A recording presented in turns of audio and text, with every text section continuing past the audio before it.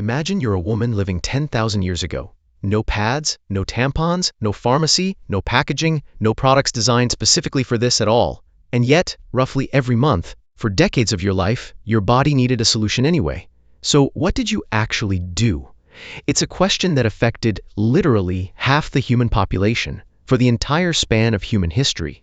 And yet, it's one of the least documented topics in all of ancient record keeping. Not because it didn't matter, because for most of history, across most cultures, it was treated as something you simply didn't write down. So piecing together the real answer means looking at archaeology, anthropology, and the handful of ancient texts that do mention it, and what emerges is a picture of resourcefulness that rarely gets any credit at all. Let's start with the most basic problem: materials. With no manufactured products available, ancient women turned to whatever their environment could actually provide.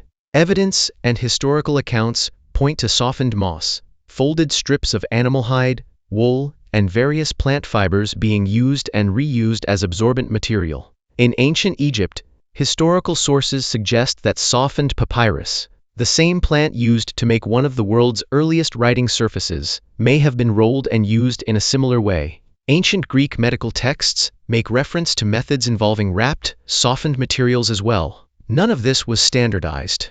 There was no single global solution.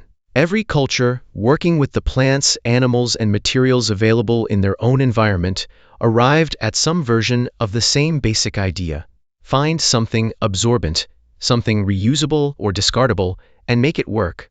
And there's a detail here worth pausing on.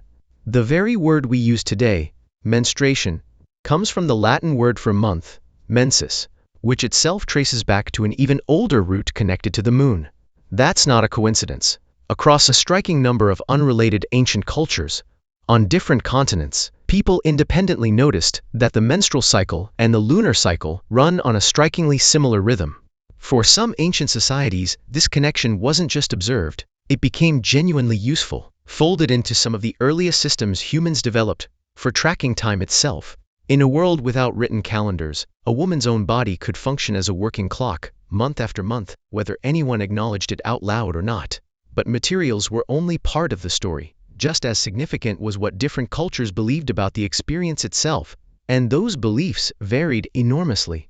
In a number of societies around the world, menstruating women were expected to withdraw, at least temporarily, from ordinary daily life. Some indigenous cultures in North America maintained what's often called a moon lodge, a separate space where women stayed during menstruation. Similar seclusion practices, sometimes called red tent traditions, have been documented across parts of Africa and Asia as well. And here's where the picture gets genuinely complicated. The meaning behind these practices wasn't the same everywhere. In some cultures, seclusion was rooted in ideas about impurity or danger, restricting where a woman could go and what she could touch. But in other cultures, and according to some of the women who lived within these traditions, the same practice was described very differently, as a rare, sanctioned period of rest, away from physical labor and daily obligations, often spent in the company of other women.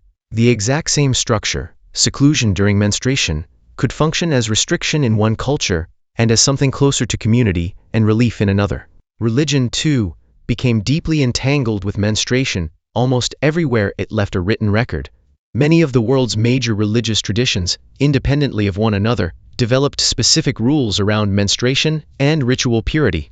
Rules about who could enter certain spaces, touch certain objects, or participate in certain ceremonies during that time. Historians and religious scholars still debate exactly why these rules emerged with such consistency across unconnected civilizations. But the pattern itself is hard to miss. Whatever a culture's religious framework looked like, menstruation tended to end up written directly into its laws.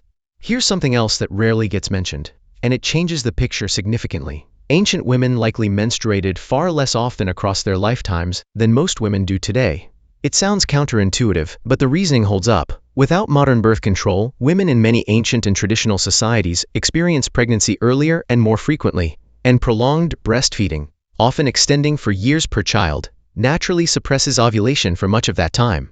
Researchers who study modern hunter-gatherer traditional societies, still living with similar reproductive patterns today, have found that women in these communities may experience a fraction of the total number of periods that a woman in a modern industrialized society typically does across her lifetime. The problem of managing menstruation didn't disappear in the ancient world, but for many women, it may genuinely have come up less often than it does now.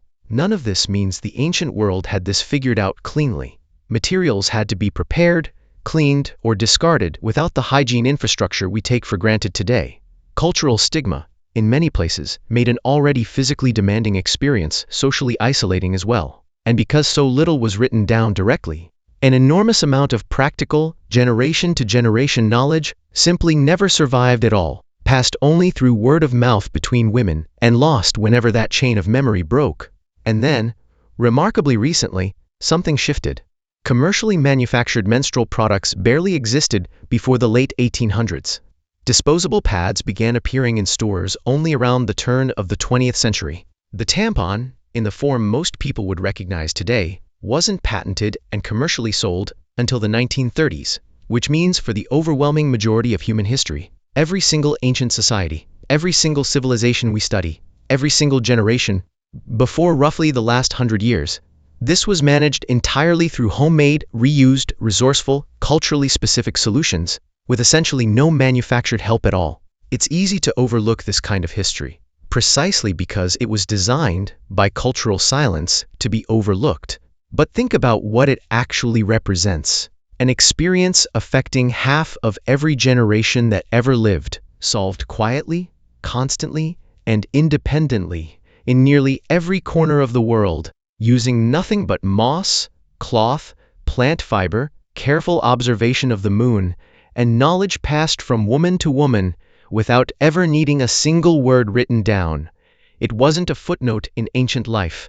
It was a monthly reality, managed with real ingenuity, for the entire span of human history, right up until the moment, less than 100 years ago, when a store shelf finally offered to help.